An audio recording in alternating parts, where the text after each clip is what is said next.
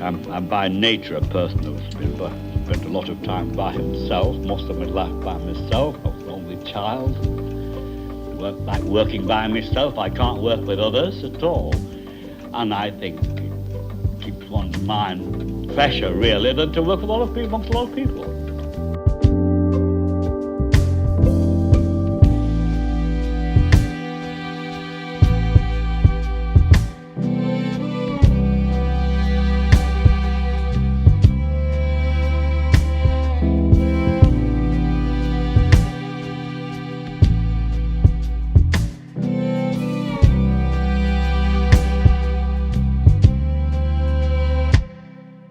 I really don't know why I paint these streets. I just paint them. As far as I can see, there's something about them which attracts me, a pictorial sense.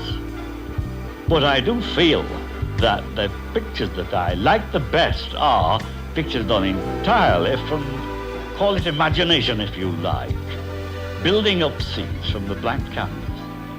I like to do that the best, and I think myself that that's more me than the pictures painted from the drawings.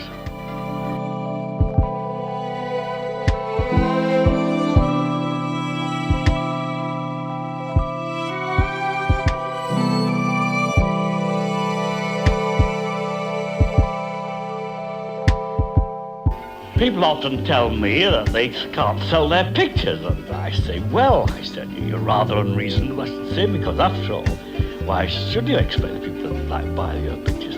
They haven't asked you to paint them, so why should you complain? It's rather unreasonable, I think.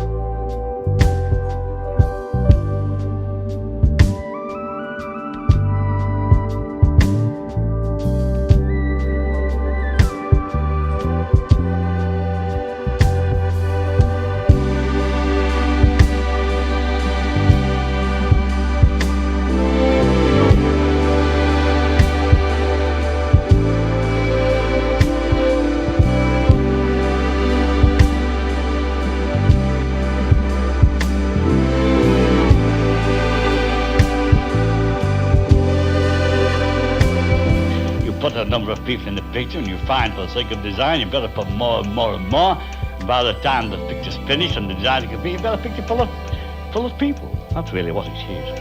People call them matchstick figures. They may be, I don't mind. If they like to call them matchstick figures, well, let them do it. I don't mind at all. Quite right, they're probably quite right, but it doesn't concern me. All I do, as I said just before, is to paint figures as I see them. They may be like matchsticks, they may be any way you like, but I just do them as I like to see them.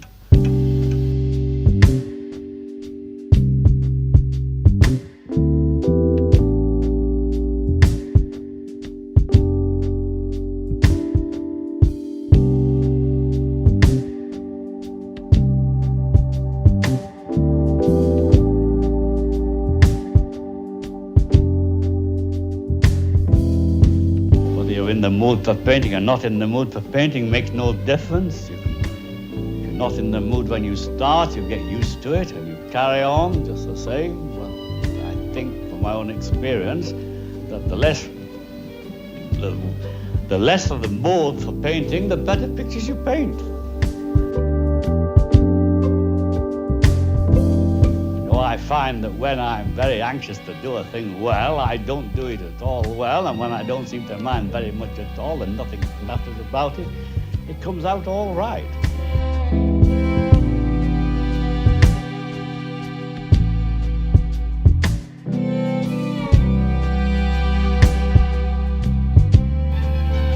I see no reason at all in the world why the centre of the picture shouldn't be the point of interest. If you can balance the picture and be satisfied that it's quite all right in your own mind. And the same with perspective. I think perspective is all right. You use it as far as you need it. But I myself don't see any reason in the world to distort perspective or alter perspective or do or exaggerate it or do anything with it if it suits your picture. After all, it's only a picture. It's all make-believe. It's not reality. And the whole thing is, can you get away with what you want to say? Or can't you?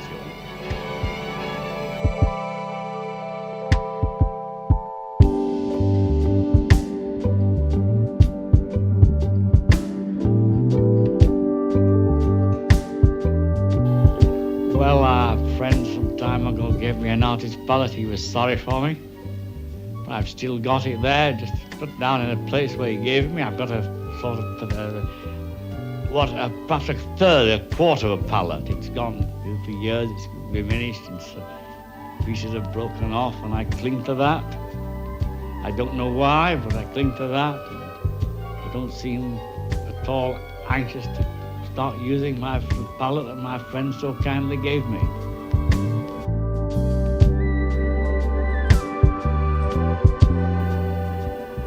I've no wish to change.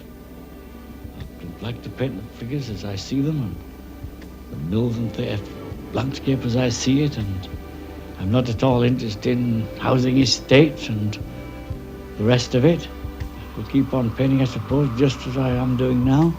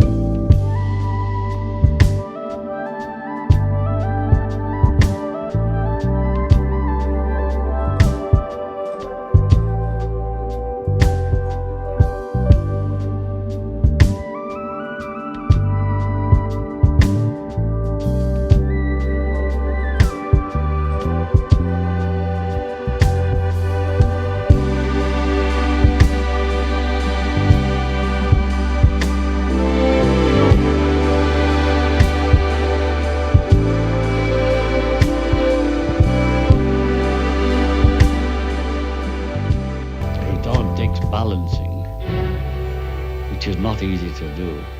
You work on this, as I say, not working too often or too rapidly until I find that the time comes and you can do no more with the picture. And when you're satisfied with that, you leave it as complete. Well, I spend my whole of my life wondering what it all means. I can't understand it. I don't understand it at all. Simply wonder. See any point in it himself? Still, there it is. You keep on working and you still keep on wondering what it all means, and it goes on and on and on, and there you are.